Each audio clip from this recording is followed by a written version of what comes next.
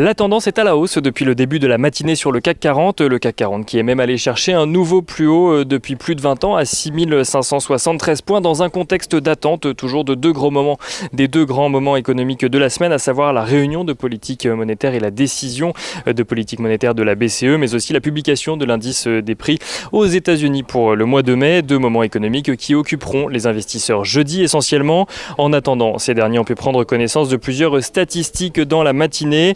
La production industrielle en Allemagne, tout d'abord, recule de 1% au mois d'avril après avoir enregistré une progression de 2,2% au mois de mars.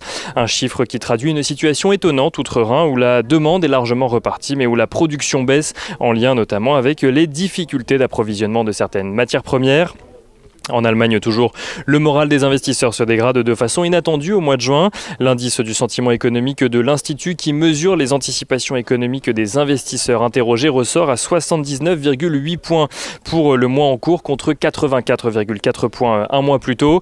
Un recul que l'Institut explique en partie par une autre statistique, l'indicateur mesurant l'évaluation de la situation actuelle qui selon ces mêmes investisseurs remonte à moins 9,1 points contre moins 40,1 points au mois de mai. Une baisse des anticipations qui s'expliquerait donc selon l'Institut par un niveau déjà élevé de la perception économique actuelle. En zone euro, la deuxième estimation du PIB au premier trimestre fait ressortir une contraction de l'économie finalement 2 fois inférieure à la première estimation qui en avait été faite.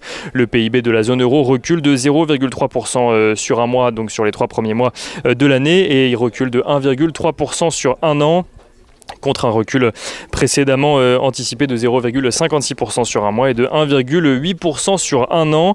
Un PIB plombé notamment par la chute des dépenses de consommation sur la période. En France, la Direction générale des douanes relève un déficit commercial de 6,2 milliards d'euros au mois d'avril après 6,1 milliards d'euros au mois de mars. Une augmentation du déficit qui s'explique par une progression plus importante des importations que des exportations dans un contexte où le déficit se creuse depuis 4 mois dans l'Hexagone. Dans le détail, les exportations ressortent à 40,6 milliards d'euros et les importations à 46,9 milliards d'euros. Leur niveau donc au mois de mars était respectivement de 40 milliards d'euros et de 46,1 milliards d'euros. Les investisseurs qui prendront d'ailleurs connaissance cet après-midi de la balance commerciale, mais aux États-Unis cette fois-ci. Du côté des valeurs à suivre à Paris, on note que Airbus annonce avoir livré 50 avions de plus pour un total de 220 livraisons depuis le début de l'année, une hausse de 38% par rapport à la même période l'année dernière.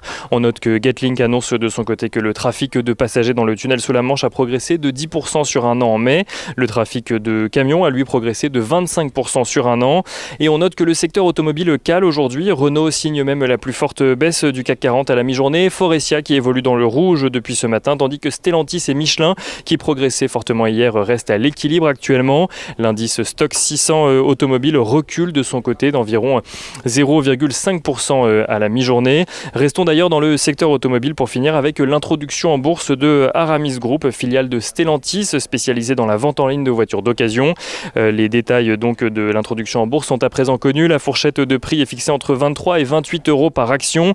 Stellantis qui compte émettre pour un montant de 250 millions d'euros de nouvelles actions de l'entité, mais aussi 6 millions d'actions existantes qui seront également cédées par les dirigeants de la filiale pour un montant total donc de 388 millions d'euros.